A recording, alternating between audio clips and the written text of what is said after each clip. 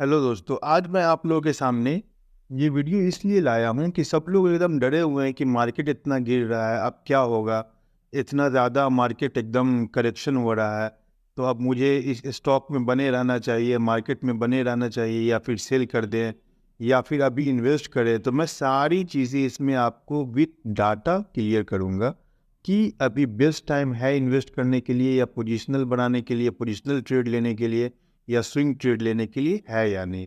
सारा डाउट मैं आपका क्लियर करूंगा। सबसे पहले आपको मैं डाटा बताता हूँ कि निफ्टी जो है बस इस महीने में लगभग 8% अभी तक जब आप देखेंगे ये चीज़ 8% लगभग निफ्टी गिर चुका है।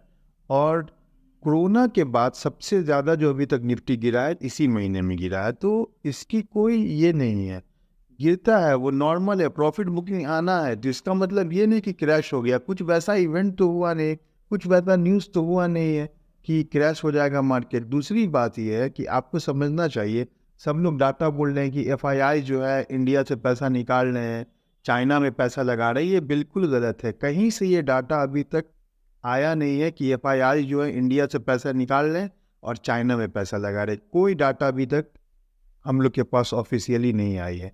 दूसरी बात ये आप समझ लीजिए कि एफआईआई जो है अभी तक इस महीने में लगभग 1 लाख करोड़ रुपया निकाल चुके हैं। अगर वो 1 लाख करोड़ रुपया निकाल चुके हैं तो ये भी आप देखिए कि 97,000 करोड़ रुपया हमारे यहाँ के डीआईआईस भी इंटर किए मार्केट में। अगर एफआईआई 1 लाख करोड़ रुपया निकाले तो 97,000 करोड़ रुपए का स्टॉक मार्केट में हम लोगों का डीआईआईस का पैसा आया है। इसलिए कहीं कोई पहले वाली बात है कि एफआईआई अगर निकाल लिए पैसा तो मार्केट क्रैश कर जाएगा। वहाँ पे डीआईआईस भी हमारे पास है, म्यूचुअल फंड बड़े बड़े हाउसेज हैं जो कि लगातार खरीदारी कर रहे हैं। इसलिए मार्केट क्रैश होने का कोई चांसेस नहीं है।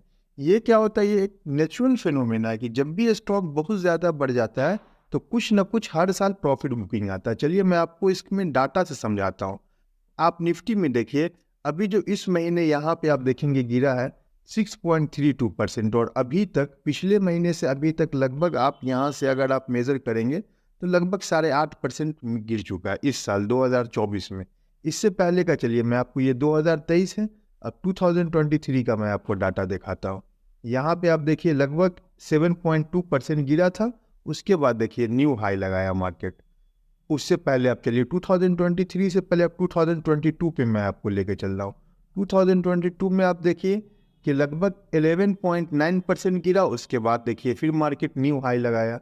चलिए अब मैं आपको 2021 में लेके चलता हूँ। 2021 में आप देखिए लगभग मार्केट 17% के आसपास, थोड़ा ज़्यादा ही गिरा था। उसके बाद देखिए फिर मार्केट न्यू हाई लगाया। तो ये मार्केट का नेचुरल फेनोमेना है कि कुछ ना कुछ प्रॉफिट बुकिंग हर साल आते हैं और मार्केट गिरता है थोड़ा, उसके बाद एक न्यू हाई लगाता है। तो ये मत आप सोचिए कि मार्केट गिर रहा है तो ऐसे ही गिरता रहेगा। अभी देखिए बहुत अच्छे सपोर्ट के पास मार्केट आ चुका है। ये क्या, ये सपोर्ट है क्योंकि यहाँ पे आप देखेंगे कि इस पॉइंट पे जैसे मार्केट आया था यहाँ से बायर्स ऊपर ले गए थे। कितना परसेंट यहाँ से ऊपर ले गए थे? यहाँ पे बायर्स इतना ज़्यादा है कि लगभग लगभग 5 to 6% ऊपर ले गए थे। फिर इसी रेंज में फिर मार्केट आ रहा है। अगर यहाँ से अगर 100-150 पॉइंट और नीचे आता है तो यहाँ पे बायर्स इतना ज़्यादा है कि फिर मैक्सिमम चांसेस है यहाँ से मार्केट ऑल टाइम हाई फिर क्रॉस करेगा आने वाले टाइम में, क्योंकि ये बहुत ही अच्छा सपोर्ट है। तो इसीलिए अगर किसी को अगर इसमें स्टॉक में अगर पैसा लगाना है तो अभी बहुत सारे स्टॉक्स अपने सपोर्ट लेवल पे एकदम आ गए और वहाँ से बहुत ज़्यादा चांसेस है मार्केट को बाउंस बैक होने का, या फिर कुछ दिनों तक इसी रेंज में मार्केट रुकेगा फिर ऊपर जाएगा।